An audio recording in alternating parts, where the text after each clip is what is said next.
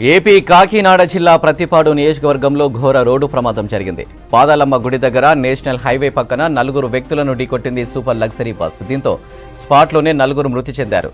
ఘటనలో మరో కొందరు తీవ్రంగా గాయపడ్డారు.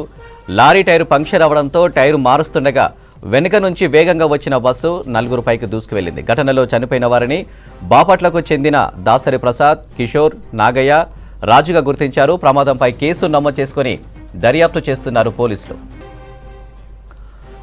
ఏపీ కాకినాడ జిల్లా ప్రతిపాడు నియోజకవర్గంలో ఘోర రోడ్డు ప్రమాదం జరిగింది.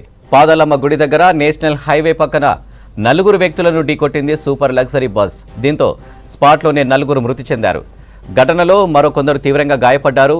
లారీ టైరు పంక్చర్ అవడంతో టైరు మారుస్తుండగా వెనుక నుంచి వేగంగా వచ్చిన బస్సు 4 పైకి దూసుకువెళ్లింది. ఘటనలో చనిపోయిన వారిని బాపట్లకు చెందిన దాసరి ప్రసాద్, కిషోర్, నాగయ్య, రాజుగా గుర్తించారు.